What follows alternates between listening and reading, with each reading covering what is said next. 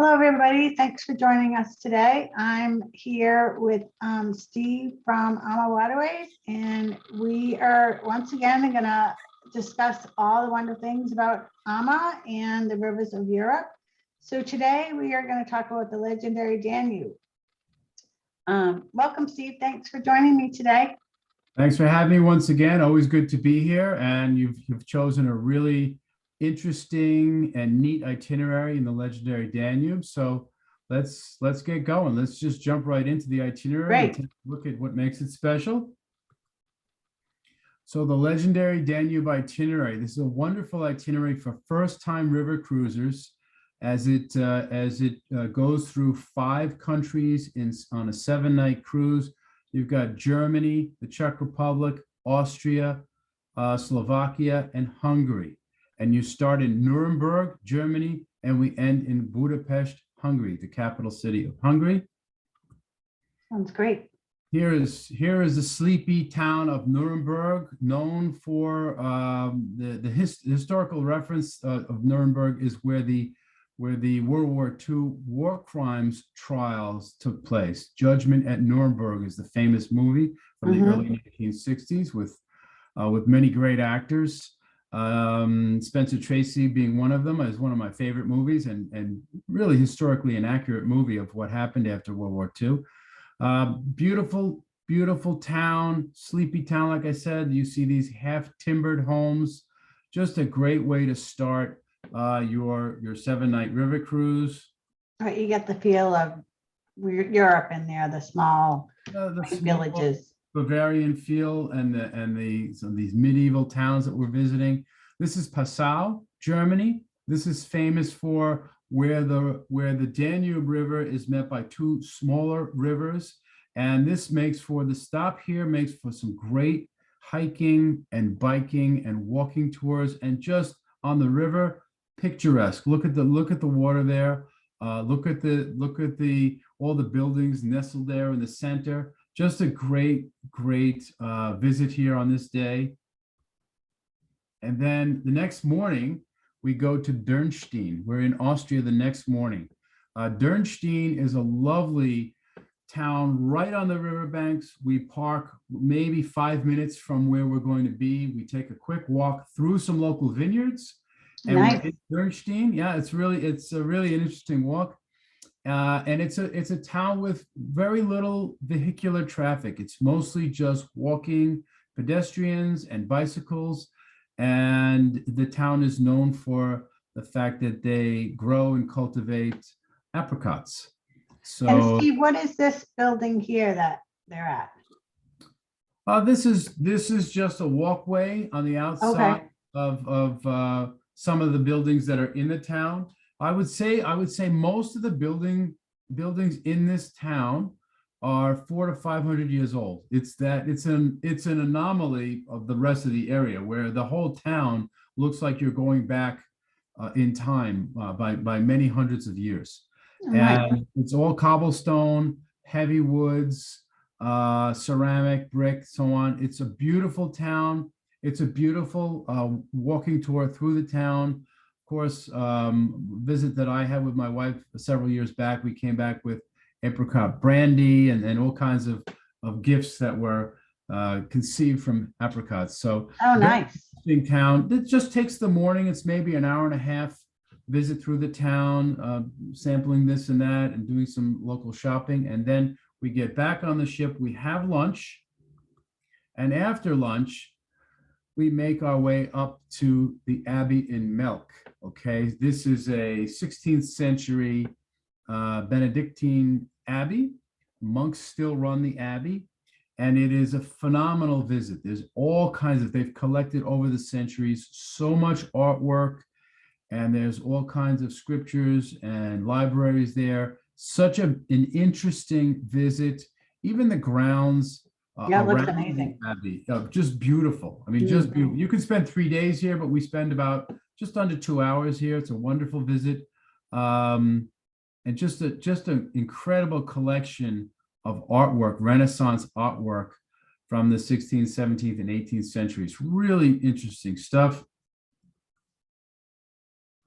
Then we sail the Vacal Valley. Okay, and this is we discussed this a little bit earlier, that this is where a lot of the Austrian wines, white wines, are grown, and you will Oh, see as nice. we sail through this. Yeah, we sail through this valley. You'll see typically small family-owned vineyards on both sides of the banks, and we get this wonderful light, almost citrusy white wine called Grüne Veltliner. And I have some of these. I've actually, for the first time, tasted these many years ago on this cruise, and then since then have found places here in the States that import this kind of wine. It's a lovely white wine, very drinkable, and just and not too expensive.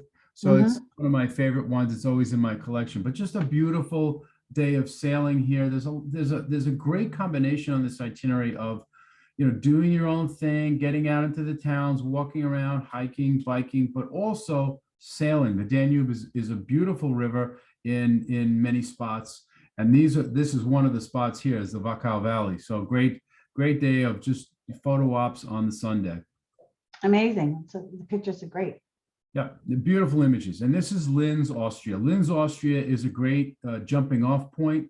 We dock here for a day and we explore Linz. It's a beautiful small city, large town, however you want to characterize it. Just great places, cafes, pubs, places to drink, places to eat. A lot of nooks and crannies. I've done a lot of shopping here. I've done some drinking here as well. And also from here, you can jumping off point to go to Salzburg, Austria, where the famous movie Sound of Music was filmed, up there in the hills. The hills are alive. And if you go in the other direction, on the other side of the river is the Czech Republic, and we do a walking tour of Český Krumlov, which is a beautiful small city in the Czech Republic. With some nice. So lots of options for people. Yeah, lots of options. Linz is the day with lots of options. Okay. Which they're all included. You Yes. can decide which one you want to do, and they're, walking, hiking, or biking, all included options. Great stuff. Here's Vienna, Austria. One of the highlights of the itinerary. I mean, it's the capital city of Austria. It's the largest city that we visit on this particular itinerary. We bring folks into the city center. We disperse into different walking tours. You can do a hike here. You can do a bike ride in Vienna. I like Vienna because I like to do the walking tour, because I want to sort of get my bearings here and figure out what I want to do. We have a lot of free time in Vienna. You've got the entire afternoon. You can go back into the city after dinner. We do have one optional tour. The only optional tour we have on this itinerary would be if you are an aficionado of classical music. There is a concert that is a Mozart and Strauss concert in the city center. We will bring people back into the city after dinner to do this. Not an expensive excursion at all, and it's just a wonderful experience. You don't have to be an expert on classical music, because most of this music would be easily recognized by most people here in the States. It's Mozart's more popular pieces, and it's. And is it a small venue, Steve? It's relatively small. It's probably a couple of hundred seats, a couple of hundred people. We would take up, say, the first 10 rows. Okay. The night that I went with my wife, I think we brought 2 coaches. So what's that? About 60 or 70 people. Inclusion includes we include drinks at the intermission. Everybody's got a couple of drink chits there, a couple of glasses of champagne during the intermission. It's a wonderful time. I would strongly encourage it if it's something you're into. And again, you don't have to know the names of the musical pieces. That's not what's important. What's important is it's a live orchestra playing some classic pieces of music in a beautiful opera house. It's a live performance. So I found it interesting, but there were other people on our cruise that did other things that evening, and everybody seemed to, whatever they chose to do. So in Vienna, you're staying there late, so you do have, you know, a long time there to be able to explore. The ship overnights in Vienna, Darby. Okay, so great. people were out partying. We were out doing, listening to music. Other people were going to finding their own restaurants and didn't eat with us on the ship. So this is the place to really sort of, let your hair down and do your thing. Whatever you're into, I think Vienna can accommodate you. Great shopping, great museums, great restaurants, art, culture, architecture. It's a very, very sophisticated city with a rich history. It's like going to Paris to me. There's just so many things you can do there. It's a beautiful, beautiful city. So this is a great highlight of this itinerary. Yeah, this just shows you that, and there's dozens of fountains in Vienna and what you can do with your own time. Again, on this particular day, quite a few of us opted not to go back to the ship to have lunch. We just said, you know what, we'll find our own lunch in the city. There's so many things to do, so many places to eat. It's that worthwhile. And the amount of just statues everywhere and just the architecture is such a great feeling to walk around. Right. Yeah. I don't get that European feel and culture there with that. Yeah. Beautiful, beautiful, beautiful. So, and then we go the next morning, we will sail to Bratislava in Slovakia. And Bratislava is the capital city of Slovakia. And Slovakia is a country that became independent of the Soviet Union in the early 90s. And it is a medieval city. Much of it is a medieval city. The city center is medieval, is still kept the way it's been for centuries. And on this particular morning, what I would opt to do here is we call it the castle hike. It's one of your options, your included excursions. And you can hike up to this castle here. It's just under a mile hike up and back, and not too arduous, but worthwhile. Once you get up there, you've got a great view of the city. It's a beautiful castle. I'm into the fortress look there. You see how the castle's sort of surrounded by these walls, these fortress walls. It just reminds us that in medieval times, most of the cities, most of the towns needed protection. They needed, they're all walls, fortress or something. Yeah, there was somebody always looking to sack the town or sack the city. So this is just a great hike on this particular day. Bratislava is a very interesting, a culturally interesting city, and the country of Slovakia is probably a country most Americans don't know a lot about. So I did learn a lot about Slovakia in my visits here over the years. It's amazing. Even the picture shows, the preservation of the walls and things like that, which, how old they are. Right. That's one thing that Europe has done this is why people go to Europe, is first of all, they have the history in the first place, and then they knew enough to, protect these places, right? So they knew enough to know how important some of these places are, and they protect them now. So that is one of the reasons that people from all over the world visit these parts of Europe, right? Then the next day we head off to Budapest, Hungary. And this is the capital city of Hungary. This is a great city, Buda and Pest, two sides of the river. So really two cities, Buda and Pest. And we visit both sides. This image here, I like because I think I stood in the same exact place with my lovely wife several years ago. And we took a lot of photos. You can look down. This is what I like about where the hikes and the walks end. They tend to end at a high spot in the town of the city. And it's a great vantage point for taking photographs, right? So you can see our ship down there. And that's a good point here, Darby, is that to show you that you're never really that far from the ship. I mean, that's the benefit, that's the advantage of taking a river cruise, is that you're not on a motor coach and you've got to be dropped off somewhere and then the coach comes back 3 hours later to pick you up. We dock right in the destinations, right? So this is a great image here. And I can remember being there on just a crisp, clear day with a nice breeze, and we're just happy as can be. And seen a lot already. I would be happy there too. It's a pretty good spot, yeah.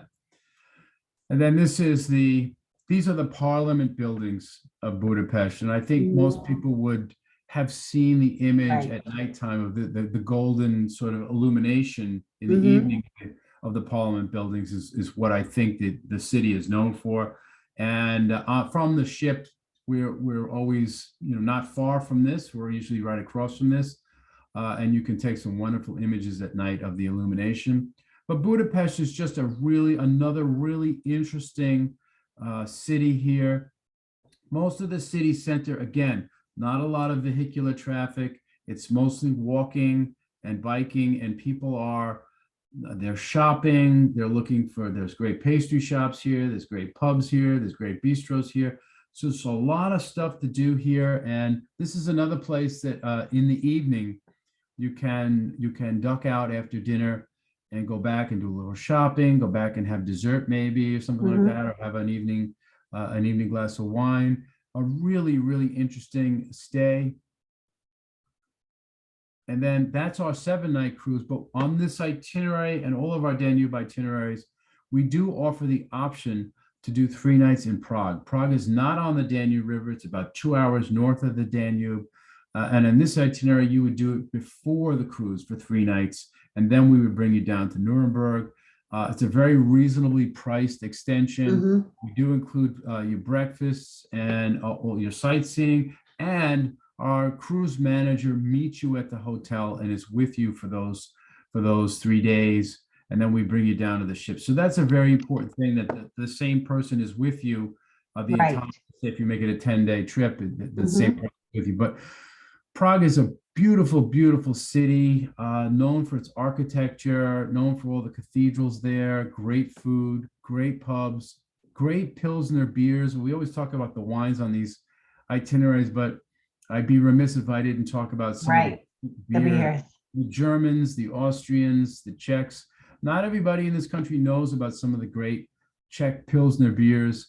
Just a great city to walk around and have fun and poke around. A lot of history here as well. So this is where we would end that particular itinerary. And then there are many ways to get a good deal through your local travel advisor like you, Darby, finding the best promotions and the best offers, the best deals for these river cruises. Currently, our best offer that's in the marketplace for this time, for 2022, is the More to Love sale, where we've sort of given people an all-inclusive price. This particular promotion reflects somewhere between $1,500 and $1,700 off per person, where we have bundled a 7-night cruise in a balcony stateroom, round-trip airfare, pre or post land package 2 nights, transfers, port charges, and the cancellation insurance, the Travel Waiver Plus. And that starts at just a shade under $5,500 per person. So again, it's about value. It's a great value. It's a great value, exactly. So that is running for a while now. You've got plenty of time to have people book into that. And that's for sailings for the balance of 2022. And then, as always, we have our own, yours and mine, our own show, our own people that view this, our recording, our video here, will get $100 off per person, or $200 per cabin if there's 2 in the cabin. And that's valid for booking, for deposit by April 30th of 2022. So hope people could take advantage of that. And as always, I'm happy to be seen with you, happy to present with you. And I am grateful for our relationship, and we are sort of neighbors too here in Massachusetts. So I love working with you. Yeah, thanks, Steve. I always enjoy, learning more and more about AMA Waterways, and my clients just love the adventures that they take us on. And, they do a lot for, the advisors and their employees and, other parts of the world too. So thank you, Steve, once again. And I look forward to our next presentation that we'll be doing in the next few months. So thank you. And I look forward to seeing you then. Thank you. Thank you as well. Okay, take care. Bye-bye.